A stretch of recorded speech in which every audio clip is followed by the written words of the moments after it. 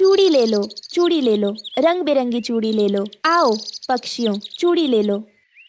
दूर एक घने जंगल में रानो चिड़िया अपने एक छोटे से बेटे के साथ रहती थी, जिसका नाम कुकू था। उसके पति की मौत एक हादसे में हो गई थी। तब से वो ही अकेले अपने बच्चे को पाल रही थी। एक दिन बहुत तेज हवाएं चलने लगती हैं। उसमें रानो चिड़िया और बहुत से पक्षियों के घोंसले मजबूत न होने के कारण टूट गए और वो सब पक्षी बेघर हो गए और थोड़ी ही देर में बहुत तेज बारिश भी होने लगी। इस वजह से बाढ़ भी थोड़ी देर में आ ही गई। सभी पक्षी ये भयंकर मंजर देखकर वहाँ से भागने लगे। रानो चिड़िया भी अपने बेटे कुकू चिड़ा के साथ पास ही के दूसरे जंगल पहुँची, जहाँ बारिश बहुत कम हो रही थी। रानो चिड़िया को देखकर उस जंगल का सरपंच कालू कौवा आया और उससे बोला, अरे ओ चिड़िया, तुम हमारे जंगल में क्यों आई हो? तुम्हें पता नहीं ऐसे कोई भी पक्षी मुंह उठाकर यहाँ नहीं आ सकता।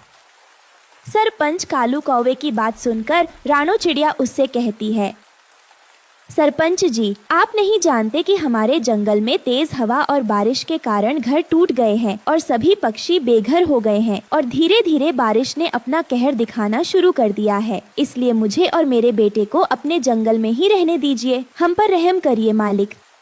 रानो चिड़िया की सब बातें सुनकर सरपंच कालू कौवा गुस्से में उसे बोलता है, ए चिड़िया, तू जानती नहीं कि तेरे पति से मेरी दुश्मनी थी, तो मैं तुमको जंगल में कैसे रख सकता हूँ? और वैसे भी तुम इतनी गरीब चिड़िया हो, मैं विश्वास नहीं कर सकता कि तुम चोरी नहीं करोगी इस जंगल में। सरपंच जी, आप ये कैसी बातें कर रहे हो? हम बस समय काटने आए हैं। यहाँ पर हम चोरी क्यों करेंगे? मालिक, आपको कोई गलत फहमी हुई है। हम ऐसे पक्षी नहीं हैं।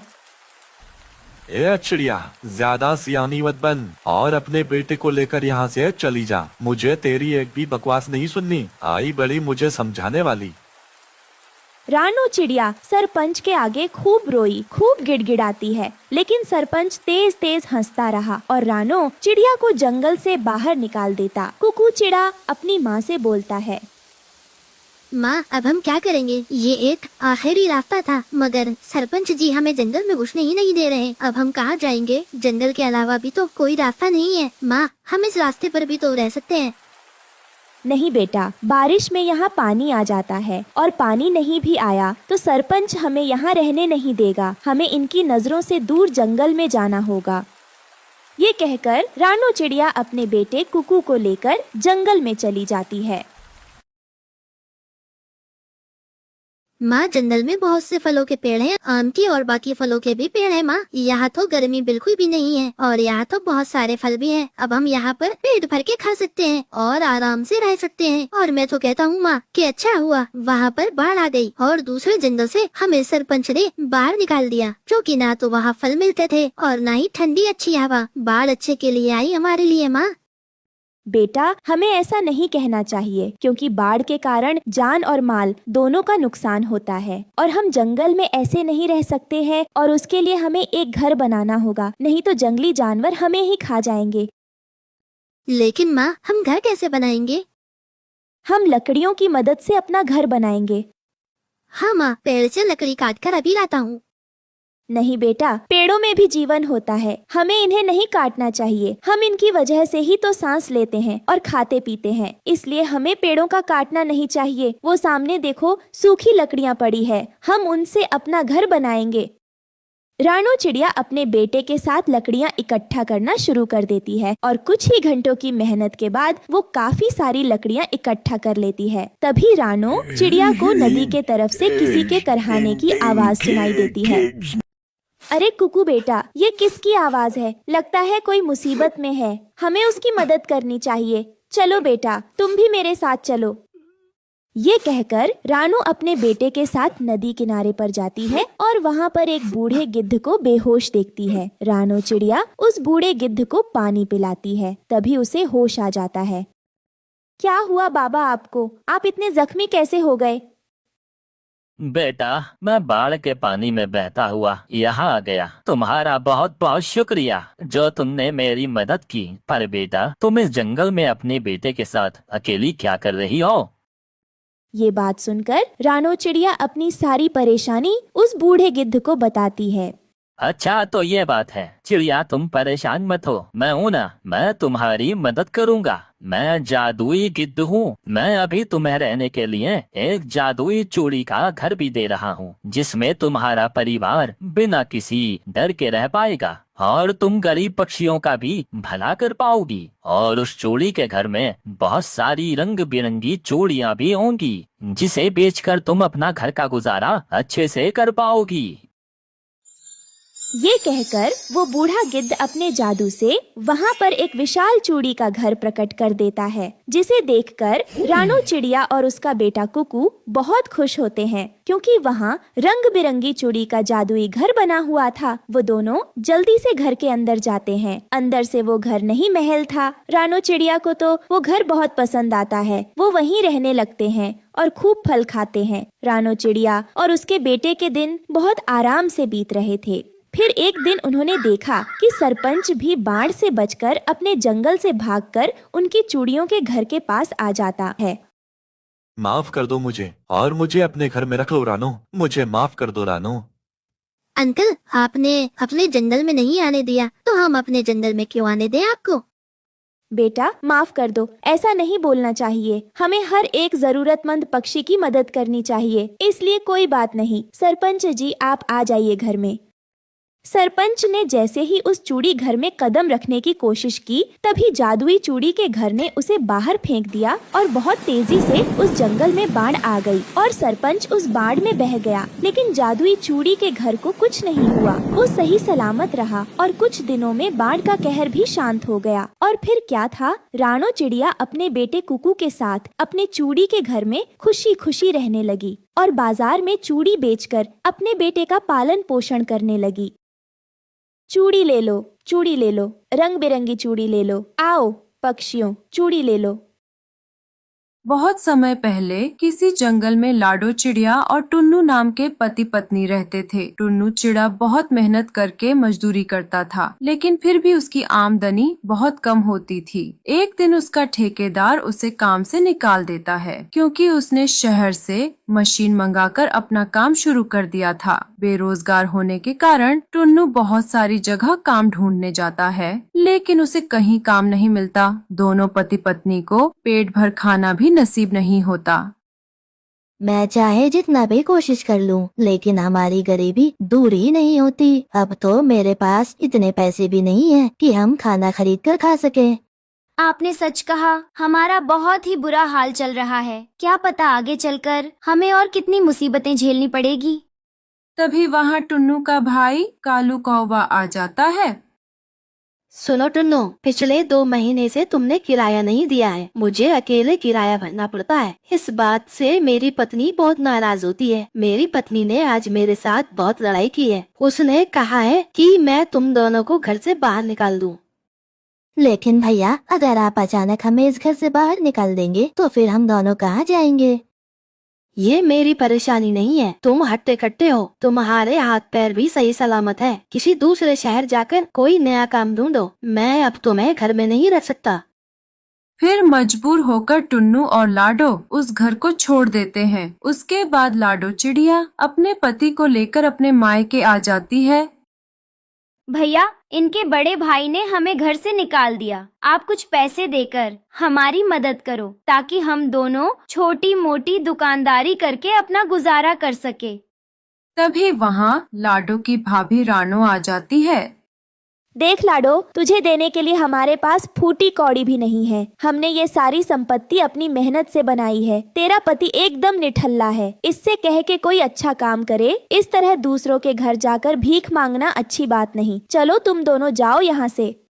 उसके बाद लाडो और टुन्नू दुखी होकर वहाँ से चले जाते हैं। काफी देर चलने के बाद वो दोनों एक बड़े खेत के पास पहुँचते हैं। तभी उन्हें वहाँ एक लाल गुलाब का घर बना हुआ दिखाई देता है। उस लाल गुलाब के घर से तेज रोशनी आ रही थी। दोनों पति पत्नी उस लाल गुलाब घर के अंदर चले जाते हैं। वहाँ जरूरत की सारी चीजें रखी थीं और खाने के लिए तरह तरह के पकवान, सोने के सिक्के, ये सब रखे हुए थे। सुनिए जी, लगता है ये कोई जादुई गुलाब का घर है। तुम दोनों ने बिल्कुल सही सोचा। मैं एक जादुई गुलाब का घर हूँ। तुम दोनों बहुत तकलीफ में हो, इसलिए मैं तुम्हारी सहायता करूँगा। मैं तुम दोनों को बेचने के लिए रोज ढेर सारी सब्जियाँ दूंगा। उसके बाद तुम्हारी गरीबी हमेशा के लिए दूर हो जाएगी। फिर जादुई गुलाब का घर वहाँ पर एक सुनहरे रंग का पत्थर प्रकट कर देता है। इस पत्थर को सामने मौजूद जमीन में गड्ढा खोदकर दबा दो। उसके बाद दोनों पति पत्नी गड्ढा खोदकर सुनहरे पत्थर को जमीन के नीचे दबा देते हैं। फिर अगले ही पल वहाँ एक बहुत बड़ा पेड़ प्रकट हो जाता है। उस पेड़ के ऊपर आलू, बैंगन, गोभी, टमाटर, तरह तरह की सब्जियां लगी हुई थीं। उन सब्जियों का आकार सामान्य सब्जियों के मुकाबले बहुत बड़ा था। अरे वाह, यहाँ तो सब्जियों का पेड़ प्रकट हो गया। हाँ, इन सब्जियों को ले जाकर तुम दोनों पक्षियों को बेच दो। उसके बाद लाडो और उसका पति पेड़ के ऊपर चढ़कर सब्जियां तोड़कर नीचे गिराने लगते हैं। फिर दोनों पति पत्नी सारी सब्जियां पक्षियों को बेचने के लिए जंगल में पहुंच जाते हैं। वो सब्जी बहुत चमक रही थी, जिससे आकर्षित होकर पक्षी उनके पास आ जाते हैं। फिर थोड़ी ही देर में दोनों पति पत्नी सारी सब्जियां बेच देते हैं और बदले में उन्हें अच्छे पैसे मिल जाते हैं। उस दिन के बाद से दोनों रोज इसी तरह सब्जियां बेचना शुरू कर देते हैं। लाडो और टुन्नू को खुश देखकर उसका बड़ा भाई कालू कौवा चिढ़ जाता है। ये गरीब टुन्नू इतना अमीर कैसे हो गया कि ये जरूरत की अपनी सारी चीजें पूरी कर रहा है। मुझे पता लगाना ही होगा। ये कहकर कालू कौवा जादुई गुलाब घर और जादुई सब्जियों के पेड़ के पास पहुंच जाता है और देखकर हैरान हो जाता है। अच्छा, तो ये कारण है उस कंगाल टुन्नू के इतने अमीर होने का। लेकिन बस अब और नहीं, आज मैं उससे ये खुशी भी छीन लूंगा। इस पेड़ को नष्ट करके। फिर कालू कौवा उस जादुई सब्जी के पेड़ में आग लगा देता है, लेकिन तभी लाडो और टुन्नू वहाँ पर आते हैं। अरे कालू भैया, ये सब आपने क्या किया? हमारे सब्जी के पेड़ को आपने जला दिया। हमने आपका क्या बिगाड़ा है जो आप हमसे बदला ले रहे हैं? सब कुछ बर्बाद हो गया। अब हम क्या करेंगे? तभी उस जादुई गुलाब घर के अंदर से रस्सी बाहर निकलती है और कालू कौवे को पकड़ लेती है। वो चिल्लाने लगता है, अरे छोड़ो मुझे, तूने मुझे क्यों पकड़ लिया है? जाने दे मुझे। ए लालची दुष्ट कौवे, तूने लाडो चिड़िया को बहुत परेशान कर लिया, लेकिन अब और नहीं। आज तेरे बुरे कर्मों की सजा मैं तुझे देकर रहूंगा। ये कहकर गुलाब का घर अपनी शक्ति से कालू कौवे को चलते हुए पेड़ के पास फेंक देता है, जिसकी वजह से कालू कौवे के पंखों में आग लग जाती है। वो चीखने लगता है, हाय मर गया रे, बचाओ बचाओ, कोई बचाओ मुझे। अरे कालू बेटा, चल जल्दी से पास वाली नदी में छलांग लगा, अगर तुझे जान बचानी है तो, वरना मैं जलकर मर जाऊंगा। कालू कौवा नदी में छलांग लगाता है, लेकिन उसके पंख जलकर राख हो जाते हैं। जादुई गुलाब का घर अपने जादू से उस जादुई सब्जी के पेड़ को पहले की तरह ठीक कर देता है, जिसे देख लाडो बहुत खुश होती है। जादुई गुलाब के घर, आपका बहुत बहुत शुक्रिया जो आपने हमारी इतनी मदद की। हम आपका ये एहसान जिंदगी भर चुका नहीं पाएंगे। आप नहीं जानते आपने हम गरीब की कितनी मदद की है। नहीं लाडो, ये सब तुम्हारी ईमानदारी और नेक दिल का इनाम है। तुम बहुत ही सच्ची और अच्छी चिड़िया पक्षी हो, इसलिए मैं तुम्हारी इतनी मदद कर रहा हूँ।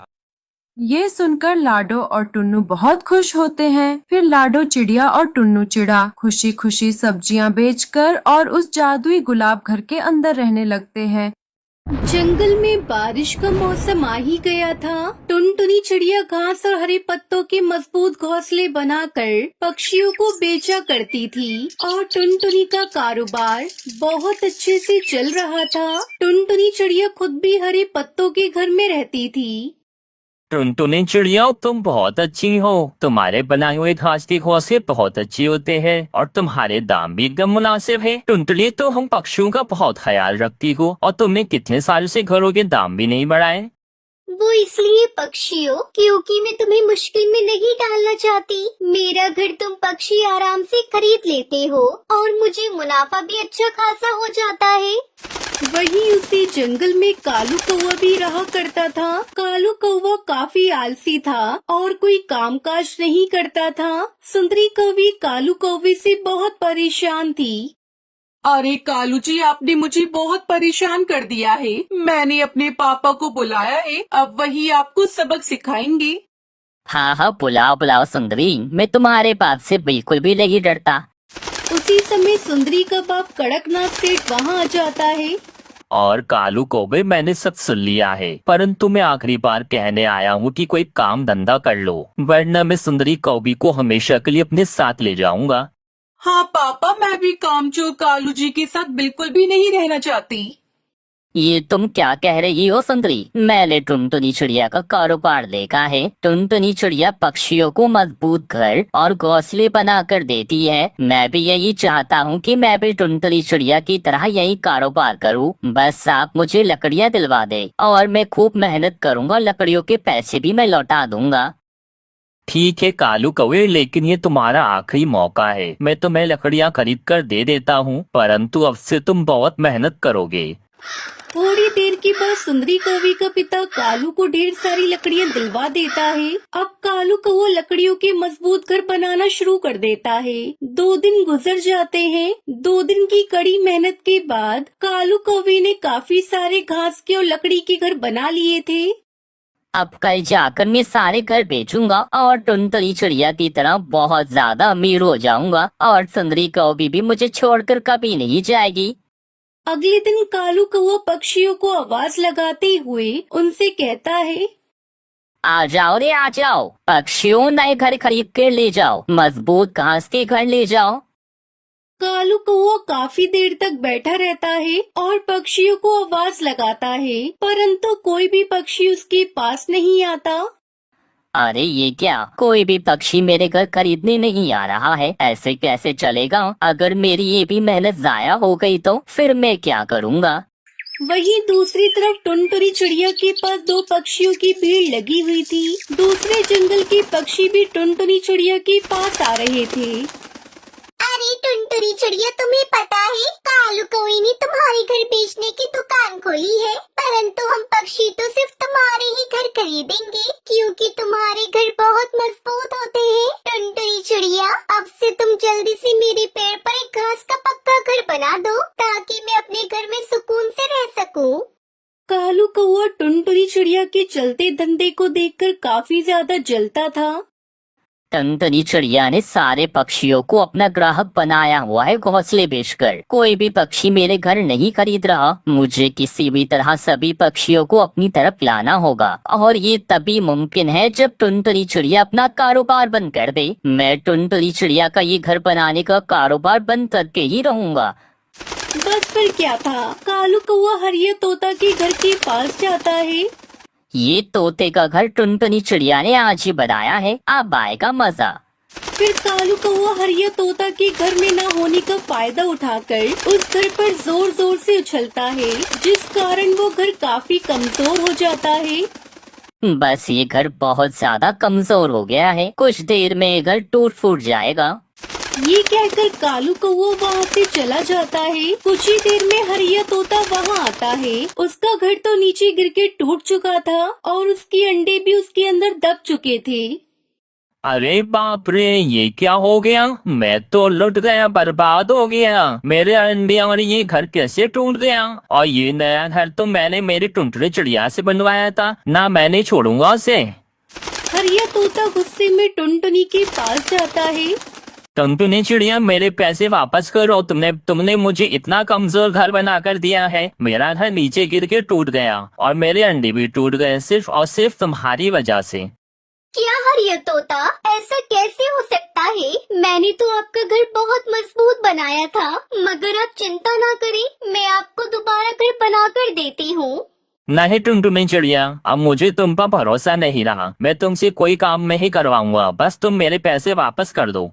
फिर टुनटुनी चिड़िया तोते के पैसे उसे वापस कर देती है। फिर टुनटुनी चिड़िया बंटी कबूतर का घर बनाकर जैसे ही जाती है, कालू कौवा उसे भी उछल उछल कर उस घर को कमजोर कर देता है। बंटी कबूतर खुशी खुशी उस घर को देखने आता है, तभी वो घर नीचे गिर जाता है।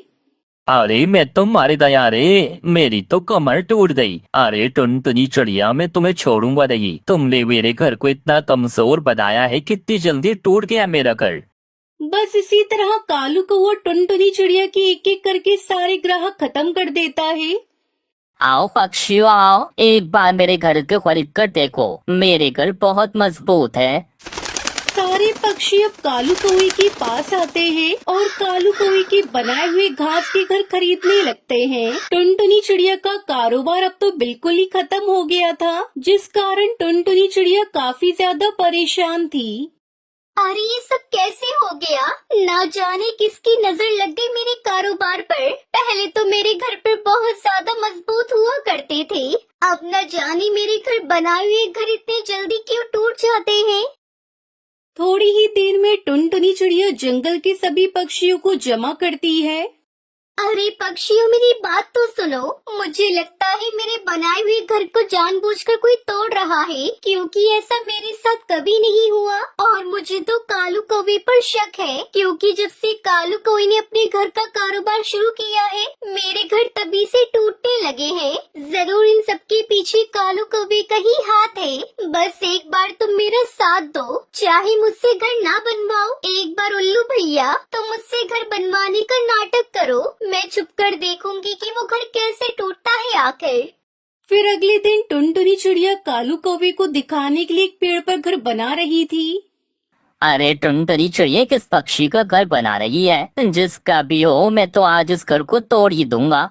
शाम होने पर टुनटुनी चिड़िया घर बनाकर वहाँ से चली जाती है और सब पक्षी और टुनटुनी चिड़िया उस घर पर नजर रखे हुए थे। बस टुनटुनी चिड़िया के वहाँ से जाते ही कालू कौवा उस घर के पास आता है और उस घर पर जोर जोर से उछलने लगता है। सारे पक्षी ये सब देखकर कालू कौवे पर बहुत ज्यादा गुस्सा होते हैं और सभी पक्षी फौरन कालू कौवे के पास जाते हैं। बेवकूफ कौवे, तुम्हें क्या लगा था मैं पागल हूँ? तुम ये सब करके अपना कारोबार चमका रहे हो, मगर आज तुम्हें पक्षियों ने देख लिया है और आज हम पक्षी तुम्हें छोड़ेंगे नहीं। आज हम इसे बहुत मारेंगे। चलो मारो पक्षियों। फिर सभी पक्षी अपना अपना गुस्सा कालू कौवे पे निकालने लगते हैं और इस तरह कालू कौवे को अपनी गलती की सजा मिल जाती है।